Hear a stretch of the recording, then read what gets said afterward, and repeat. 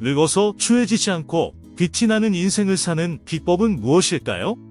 모두가 특별한 방법이 있는 것처럼 말하지만 답은 이미 정해져 있으며 의외로 간단합니다. 모든 것은 이것을 행할지 행하지 않을지에 대한 여러분의 선택에 달렸습니다. 늙어서도 퀄리티 높은 인생을 살고 싶다면 다음의 5가지만 신경 쓰세요. 바로 건강, 돈, 사람, 성장, 그리고 감사의 마음입니다. 우리는 누구나 나이가 듭니다. 이 변화는 몸과 마음 모두에 영향을 미치며 때로는 우리를 위축시키거나 추하게 만들기도 하죠. 하지만 이 과정은 인간이라면 누구나 겪어야 하는 자연스럽고 당연한 일입니다. 다만 이 자연스러운 현상에 미리 대비를 하고 삶의 변화를 즐기느냐 못 즐기느냐 하는 것에서 인생의 퀄리티가 확 차이가 나게 되죠. 노후의 퀄리티가 올라가는 삶의 지혜. 지금부터 알아보겠습니다. 인생의 후반전, 전반전과는 어떻게 다를까?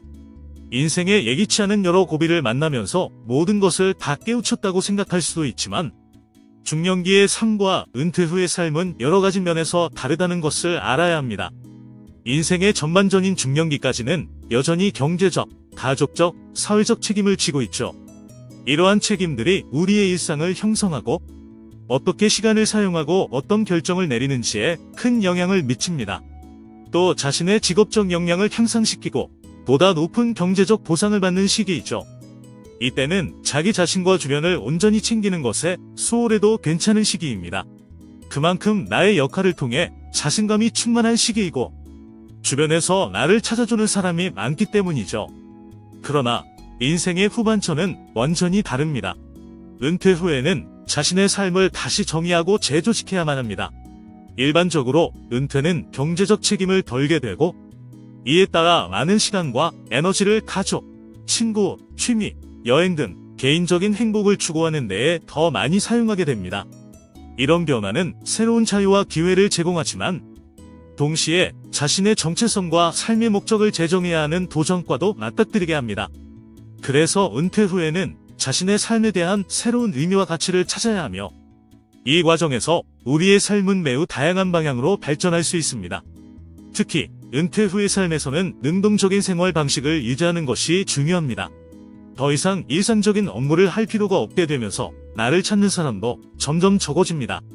건강을 유지하고 사회적으로 활동적인 모습을 유지하려면 꾸준한 물리적 활동과 취미, 사회활동을 알아서 찾아야 하죠. 그럼 지금부터 윤택한 노후 준비를 위해 꼭 필요한 인생 좋은 8가지를 알아볼게요. 건강에 투자하고 병원과 가까이 지내야 합니다. 체력과 건강은 노후를 즐기는 데에 있어 가장 중요한 자산입니다. 평소에는 꾸준한 운동과 건강한 식사, 충분한 수면을 통해 건강을 유지하고 병원을 가까이 하고 정기적인 건강검진을 통해 건강 상태를 확인하고 관리하는 것이 매우 중요합니다.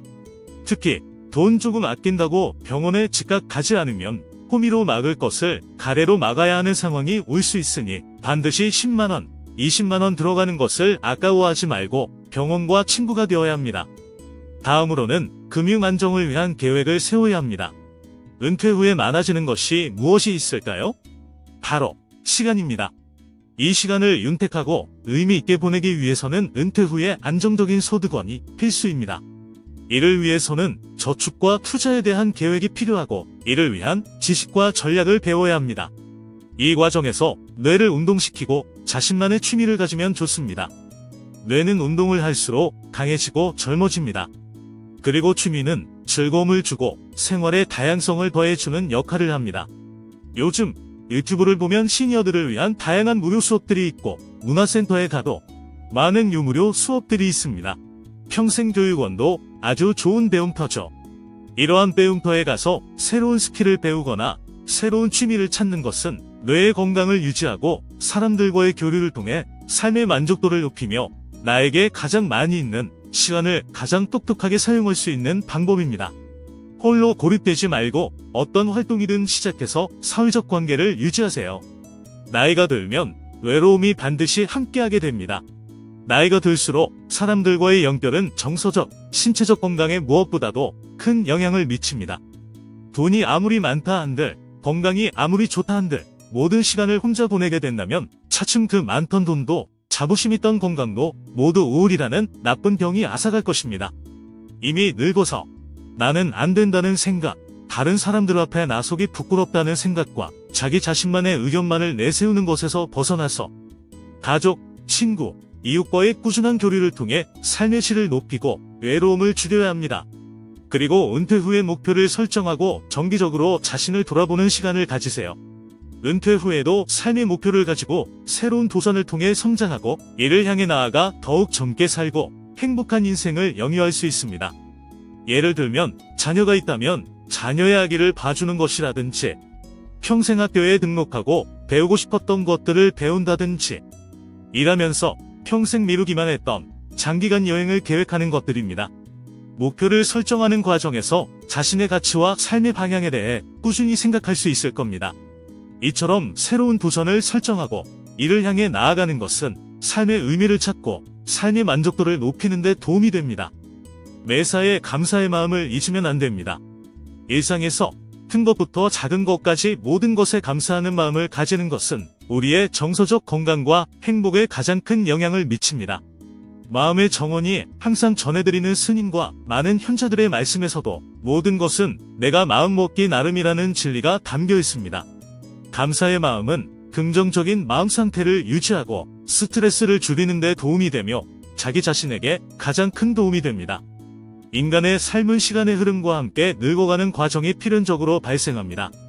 옛날의 자신을 그리워하며 현재를 불행하게 살기보다는 미리 준비해서 윤택한 노후를 보내는 것이 더욱 현명할 것입니다. 어제보다 나은 여러분의 인생을 위하여 더욱 좋은 영상으로 찾아뵙겠습니다. 시청해주셔서 고맙습니다.